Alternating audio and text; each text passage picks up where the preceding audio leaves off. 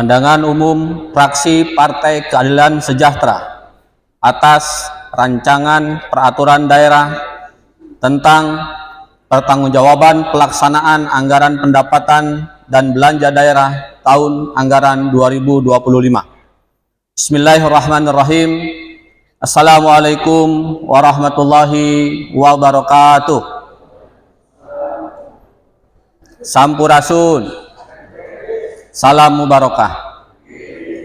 Yang terhormat Saudara Bupati, yang kami hormati pimpinan dan anggota DPRD Kabupaten Sukabumi, Forum Koordinasi Pimpinan Daerah Kabupaten Sukabumi, Sekretaris Daerah Kabupaten Sukabumi, para staf ahli bupati, para asisten daerah, para kepala perangkat daerah lingkup pemerintah Kabupaten Sukabumi, para camat se-Kabupaten Sukabumi, para direktur RSUD, para direktur Perumda se-Kabupaten Sukabumi, insan pers, serta hadirin tamu undangan yang berbahagia.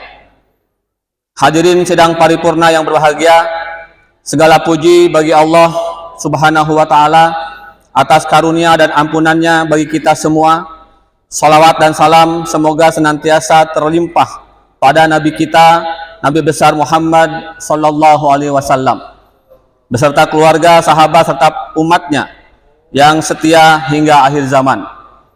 Mengawali sidang paripurna ini, izinkan kami dari fraksi PKS mengingatkan kita semua bahwa hari ini kita sudah berada di awal tahun 1448 Hijriah. Fraksi PKS mengajak hadirin sekalian untuk merenungkan perjalanan hidup yang telah kita lalui dan menjadikan momentum untuk mengevaluasi diri, memperbaiki kesalahan, sekaligus di tahun 1448 Hijriah ini kita targetkan untuk meningkatkan ibadah, memperkuat ketaatan, serta lebih mendekatkan diri kita kepada Allah Subhanahu wa Ta'ala. Sidang paripurna yang berbahagia, penyampaian rancangan peraturan daerah tentang pertanggungjawaban pelaksanaan APBD tahun anggaran 2025 oleh Saudara Bupati dan pembahasannya bersama DPRD pada dasarnya merupakan aktualisasi prinsip kemitraan antara pemerintah daerah dan DPRD sebagai sesama unsur penyelenggara pemerintah daerah. Oleh karenanya, kemitraan yang sejajar antara pemerintah daerah dan DPRD ini perlu dibina secara optimal dalam koridor saling asah dan saling isi dengan menjunjung nilai-nilai kebersamaan sesuai tugas, fungsi, dan peran kita masing-masing.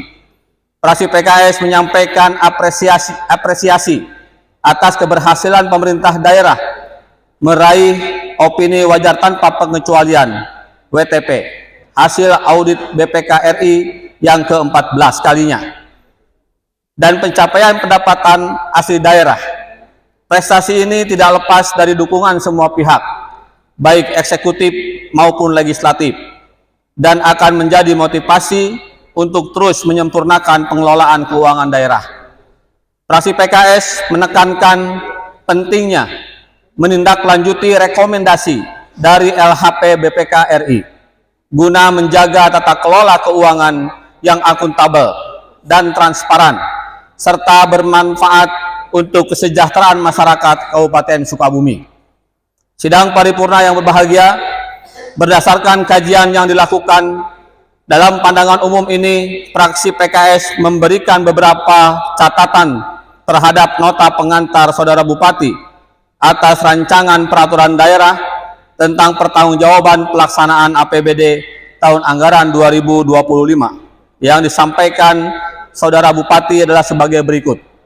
Yang pertama, fraksi PKS memberikan apresiasi atas kinerja pendapatan dengan naiknya pendapatan daerah dari sektor penerimaan pajak daerah dan penerimaan lain-lain, serta penerimaan dana bagi hasil pajak. Namun, sangat disayangkan terjadi penurunan dari sektor penerimaan retribusi daerah dan penerimaan dana bagi hasil sumber daya alam. Fraksi PKS mensinyalir adanya kelalaian pejabat berwenang dalam hal ini. Di antaranya adanya pembiaran perusahaan-perusahaan yang sudah habis masa izin usahanya dan tidak memproses perpanjangan sehingga kewajiban pajaknya tidak bisa dipungut. Padahal dalam realitasnya perusahaan-perusahaan tersebut masih terus melakukan kegiatan usahanya. Untuk itu mohon Saudara Bupati dapat memberikan penjelasan. Yang kedua, fraksi PKS mempertanyakan piutang-piutang macet, di antaranya piutang PBJT, jasa perhotelan, makanan dan minuman, jasa kesenian dan hiburan, piutang pajak mineral bukan logam dan batuan. Tidak ada progres pembayaran yang akan berdampak kepada penerimaan pendapatan asli daerah. Fraksi PKS mempertanyakan, kenapa piutang-piutang macet ini seolah-olah ada pembiaran dari pejabat terkait. Untuk itu, mohon Saudara Bupati dapat memberikan penjelasannya. Yang ketiga, fraksi PKS juga mempertanyakan tentang piutang bagi hasil yang merupakan hak pemerintah Kabupaten Sukabumi dari pemerintah pusat maupun daerah lainnya, yang sampai dengan 31 Desember 2025 belum dibayar. Jumlah piutang tersebut cukup besar, hingga mencapai 198 miliar lebih. Tentu keterlambatan pembayaran ini sangat mengganggu kegiatan pembangunan di Kabupaten Sukabumi. Untuk itu, fraksi PKS mohon penjelasan dari Saudara Bupati. Yang keempat, fraksi PKS mencermati besarnya potensi pendapatan asli daerah yang saat ini belum ditata secara optimal dan bisa mencapai 3 kali lipat dari pendapatan tahun 2025. Untuk itu, fraksi PKS ingin memberikan tantangan kepada Saudara Bupati melalui Bapenda agar potensi pendapatan dapat ditertibkan dan ditata kelola lebih baik, sehingga pada tahun 2026 ini pendapatan asli daerah bisa mencapai 3 kali lipat dari tahun 2025. Fraksi PKS bertanya, apa langkah-langkah yang akan dilakukan oleh Saudara Bupati?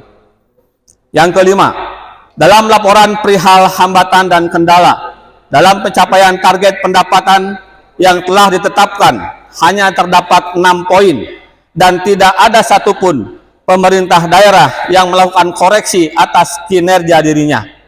Tetapi semuanya menyalahkan kendala dari masyarakat.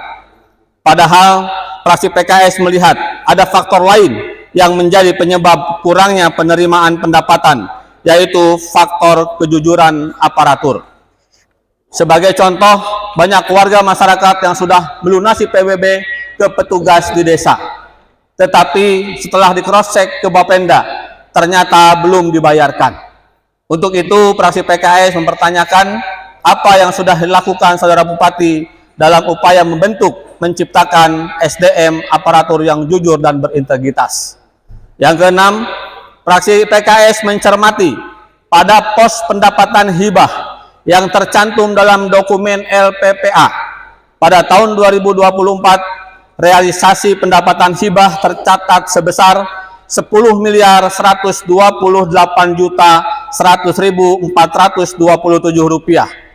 Angka ini menunjukkan kontribusi yang signifikan terhadap struktur pendapatan daerah. Namun, pada tahun 2025, pos ini dianggarkan 0 rupiah.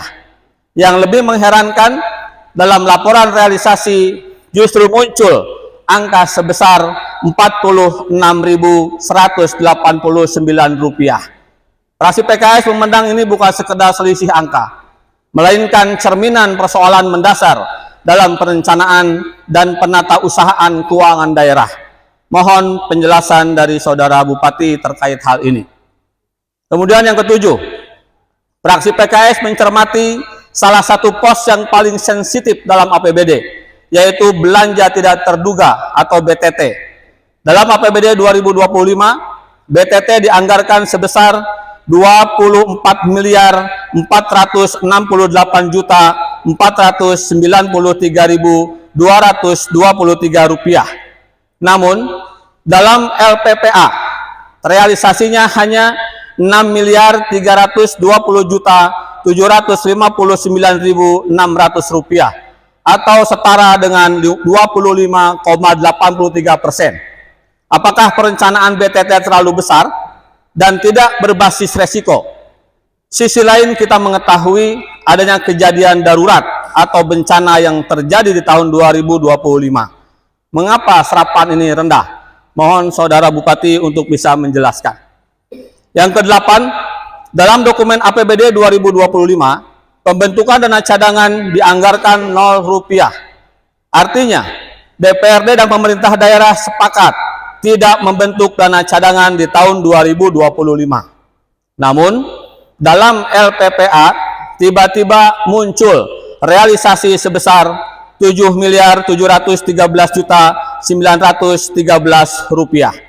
Bagi kami, ini bukan soal besar kecilnya angka. Ini soal kepatuhan pada prinsip penganggaran. Dana cadangan bukan pos yang bisa muncul tiba-tiba. Menurut peraturan perundang-undangan, pembentukan dana cadangan wajib direncanakan, dianggarkan, dan ditetapkan dengan peraturan daerah tersendiri. Mohon penjelasan dari Saudara Bupati.